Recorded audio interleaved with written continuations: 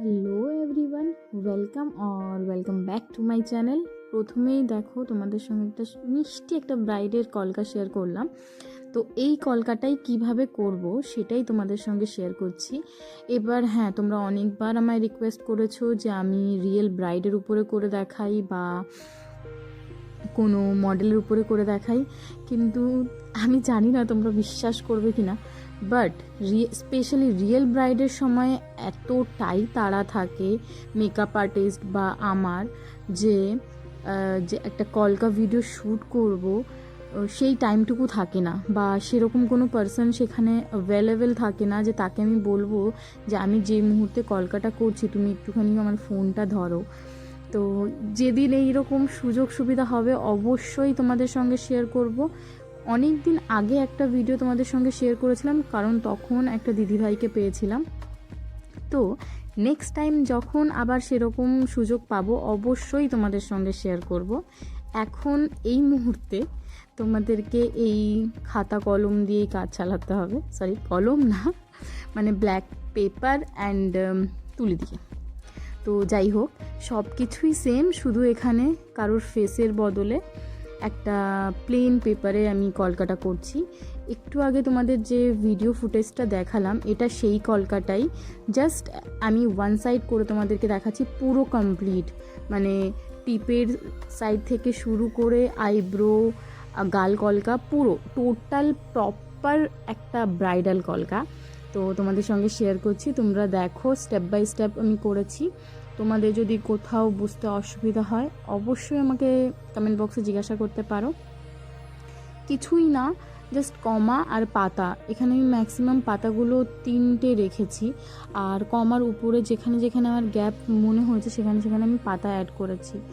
আর eyebrow যেখানে যেমনভাবে curve আছে পাতার অ্যাঙ্গেলটা সেখানে ঠিক তেমনভাবে, বা কমার অ্যাঙ্গেলটা ঠিক তেমনভাবে কার্ভ করে আমি কলকাটাকে কমপ্লিট করেছি। তো তোমরা দেখো, খুবই ইজি একটা কলকা, জাস্ট একবার প্র্যাকটিস করবে তাহলেই একদম পারফেক্ট হয়ে যাবে। আর যেখানে যেখানে তোমাদের গ্যাপ মনে হবে বা মনে হবে এখানে খালি খালি লাগছে সেখানে পাতা কিংবা ডট দিয়ে তোমরা কমপ্লিট করতে পারো। এইটা হচ্ছে তোমার গাল কলকার বেসটা আমি এইভাবেই ড্র করি, ইভেন রিয়েল ব্রাইডের ক্ষেত্রেও। প্রথম আমার হতো না, বিশ্বাস করো, প্রথম আমাকেও অনেক কেটে কেটে কেটে কেটে করতে হতো, গাইডলাইন ইউজ করতে হতো।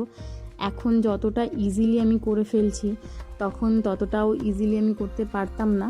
তো তোমরাও টেনশন করবে না, প্র্যাকটিস করো, অ্যাট দ্য এন্ড একটা সময় পরে অবশ্যই তোমরাও করতে পারবে।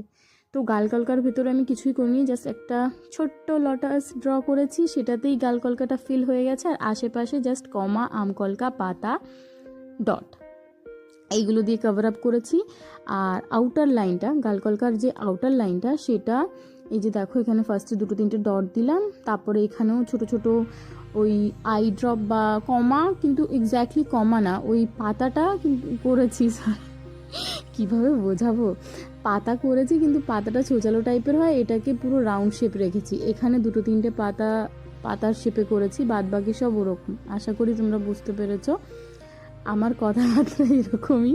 এখানে দেখো এই সেম জিনিস আমি ওয়ান স্ট্রোকে করে দেখালাম, ওখানে যেমন আমি কেটে কেটে করে দেখিয়েছি এখানে সেম জিনিস আমি ওয়ান স্ট্রোকে করে দেখালাম। তো ফার্স্টে কেটে কেটে করবে, আস্তে আস্তে যখন হাতে রপ্ত হয়ে যাবে বা তুলিতে কমফর্ট ফিল করবে তখন তোমরাও এইভাবে করতে পারো ওয়ান স্ট্রোকে। আর তা না হলে এই যে এখন যেরকম করলাম ছোটো ছোটো কেটে কেটে ওরকমও করতে পারো। তো বেস আমার কমপ্লিট, এবার আমি জাস্ট হোয়াইট দিয়ে হাইলাইট করব আর লাস্টে মারুন দিয়ে হাইলাইট করব।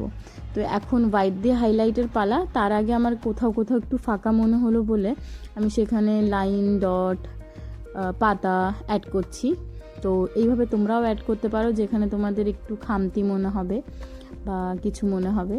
এবার হোয়াইট দিয়ে হাইলাইট করব, এই যে ফার্স্টে আমি ডটগুলোকে হাইলাইট করছি আর লাস্টে পাতাকে হাইলাইট করব। মানে আমি রিয়েল ব্রাইডেও যখন করি তোমাদেরকে এখানে যে প্রসেসটা দেখাচ্ছি আমি রিয়েল ব্রাইডের ক্ষেত্রেও ঠিক সেম প্রসেস ফলো করি।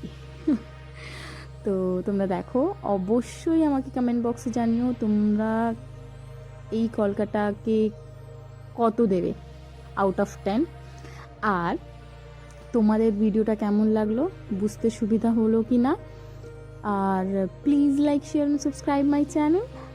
আর আর কি বলবো, মনে পড়ছে না, মনে পড়লে আবার বলছি।